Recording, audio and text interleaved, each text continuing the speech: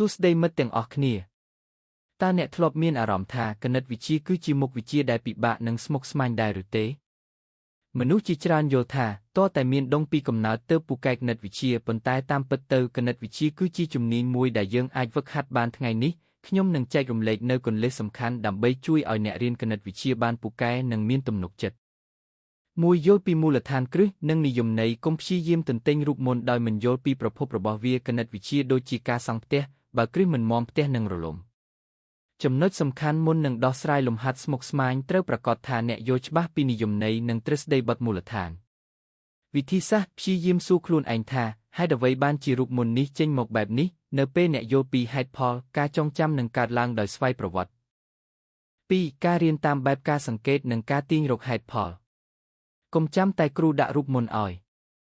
ព្យាយាមសង្កេតមើលលំហាត់គំរូជាច្រើនរួចទាញរកទំនាក់ទំនងរវាងលេខទាំងនោះការរៀនតាមរយៈការអនុវត្តផ្ទាល់និងការរកឃើញដោយខ្លួនឯងនឹងធ្វើឲ្យខួរក្បាលរបស់អ្នកចងចាំបានល្អជាងការប្រាប់ពីអ្នកដទៃកាលណាអ្នករកឃើញចម្លើយតាមរយៈការវិភាគផ្ទាល់ខ្លួនអ្នកនឹងមានអារម្មណ៍ថាគណិតវិទ្យាគឺជារឿងសប្បាយ 3. ធ្វើលំហាត់ឲ្យបានច្រើននិងចម្រុះ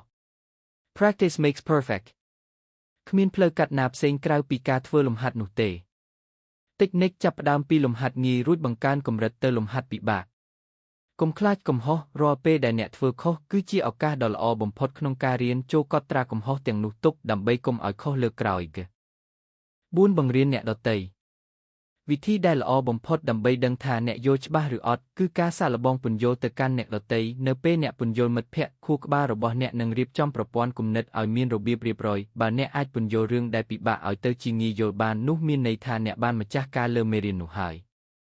ជាចុងក្រោយគណិតវិទ្យាមិនមែនជារឿងវេទមន្តទេវាគឺជាលទ្ធផលនៃការព្យាយាមនិងការយល់ពីហេតុផលចូលជឿជាក់លើខ្លួនឯងរៀនឲ្យត្រូវវិធីនិងអនុវត្តឲ្យបានទៀងទាត់ប្រសិនបើវីដេអូនេះមានប្រយោជន៍កុំភ្លេចចុច like និង share ទៅកាន់មិត្តភក្តិផងសូមអរគុណនិងជូនពរឲ្យអ្នកជោគជ័យក្នុងការសិក្សា